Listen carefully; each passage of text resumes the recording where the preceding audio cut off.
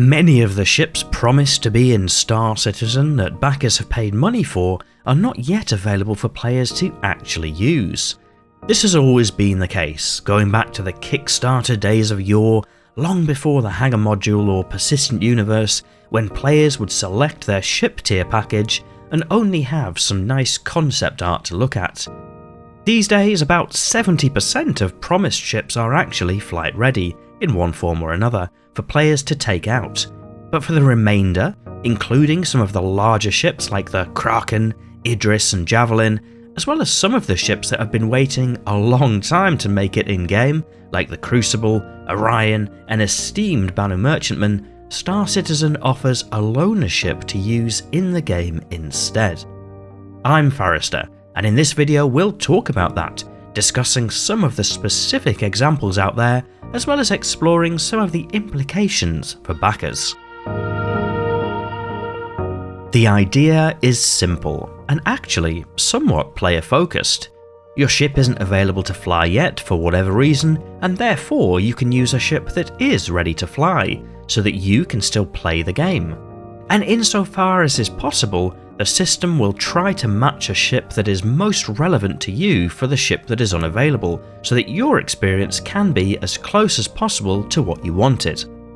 Take for example the Orion, a gargantuan mining ship that isn't yet available.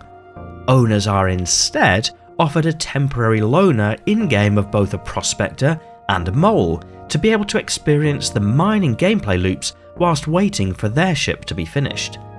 And that's a nice idea. It means that you don't have to feel the need to buy extra packages if you're settled on what you want, and also you don't have to wait to play the game as it goes through various alpha patches. Sometimes, however, the matches are harder to do.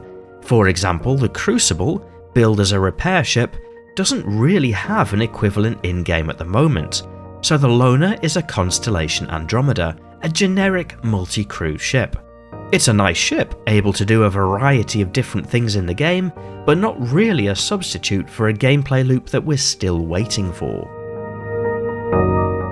All of the current loaners are available to see on the loaner matrix on the Star Citizen support website.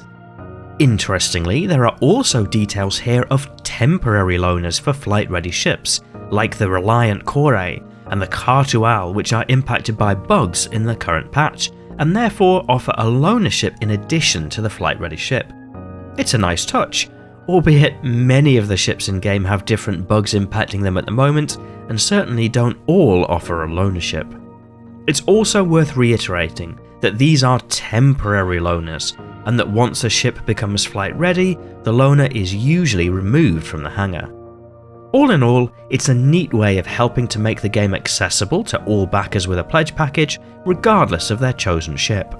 And also surprising, in a good way, to read just how many of the ships under development are already in flight-ready status, albeit with some notable high-profile exceptions that have been waiting in the wings for a while. But anyway, what do you think of the loaner system? Are you one of the people waiting for your ships to enter flight-ready status?